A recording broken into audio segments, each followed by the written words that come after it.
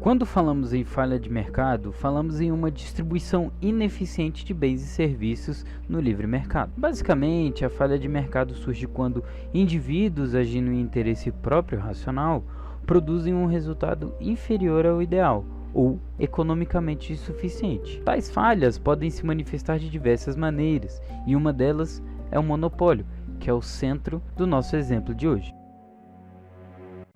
Nesta modalidade, a presença de um único fornecedor gera falhas de mercado, tanto totais com a ausência de um produto, como parciais em que a oferta não atende plenamente à demanda. Sendo assim, o poder de monopólio é caracterizado pela presença de um fornecedor ou grupo que aumenta unilateralmente os preços, ou reduz a quantidade ou diminui a qualidade de vida ou a variedade de produtos ou serviços, com a finalidade de aumentar seus lucros. O nosso ordenamento jurídico prevê uma atuação mais abrangente do governo na economia, a fim de justamente combater as imperfeições no funcionamento do mercado e garantir a livre concorrência. É importante destacar que a garantia da livre concorrência é fato essencial para o bom funcionamento dos segmentos de mercado.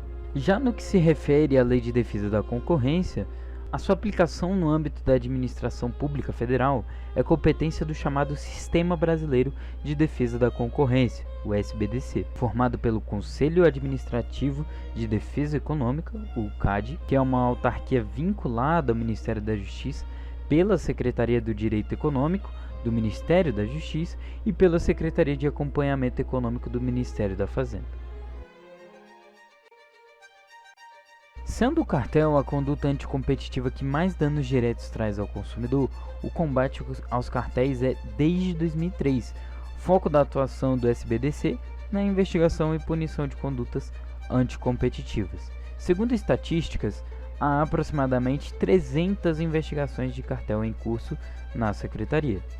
Deste total, cerca de 130 correspondem a investigações de cartéis nos segmentos de distribuição e revenda de combustíveis. No ordenamento jurídico brasileiro, as infrações à ordem econômica são fixadas nos artigos 20 e 21 da Lei 8.884 de 1994. O artigo 20 trata de uma regra geral de tipificação da infração, enquanto o artigo 21 exemplifica condutas passíveis de infração. Contudo, o ordenamento não impõe aos agentes econômicos a obrigação de efetivamente competir e nem diz por qual forma os agentes devem fazê-lo.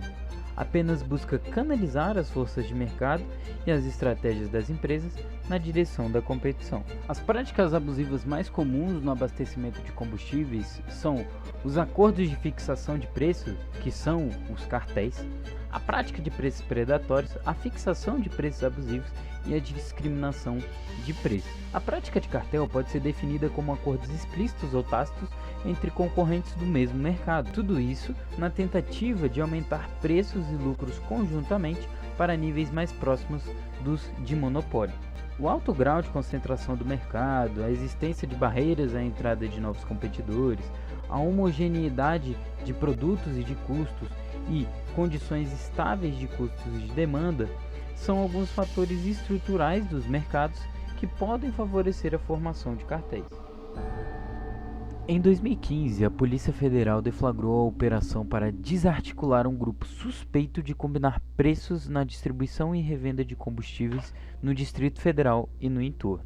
O cartel de combustíveis, suspeito de ter atuado no Distrito Federal, faturou pelo menos 800 milhões de janeiro de 2011 a abril de 2016 com a fixação de preço. De acordo com as investigações do Ministério Público Federal, o cartel trazia um sobrepreço de 34% na gasolina, o que significa que o cliente pagava 22 centavos por litro para financiar o esquema. Ao encher um tanque de 50 litros, o consumidor pagava cerca de R$ 11 a mais pelo combustível. O esquema se dava pela fixação de preços nas reuniões do Sindicato dos Donos de Postos. Depois disso, os novos valores eram divulgados para todos os empresários do Distrito Federal. Segundo a promotoria do caso, o cartel fazia uma fiscalização ostensiva para saber se todos os postos estavam cobrando o mesmo valor. Caso contrário, eram realizadas represálias nestes postos. Uma das formas de represália ocorria com o apoio das distribuidoras. As distribuidoras davam descontos aos vizinhos do posto dissidente para apenas sufocá-lo. Assim, quando ele desistia disso, cessavam o desconto e todos voltavam a praticar o preço cobrado pelo cartel. Após a primeira fase da operação, o Ministério Público fechou um acordo de colaboração premiada. A direção dos postos sofreu intervenção direta do Conselho Administrativo de Defesa Econômica, o CAD. No acordo, a empresa condenada assumiu que teria de pagar 148 milhões para a reparação dos danos aos consumidores, ao CAD e ao Ministério Público. Os esforços por parte do CAD para impedir que haja uma formação de grandes grupos econômicos que possam trazer prejuízo para o consumidor são máximos. Por ser uma agência de Estado e não de governo, tem a liberdade de atuação e a análise do CAD é muito objetiva. Sendo assim, nos últimos anos, o CAD trabalhou veementemente para acabar com todo e qualquer tipo de prática de cartel, inclusive no momento de pandemia.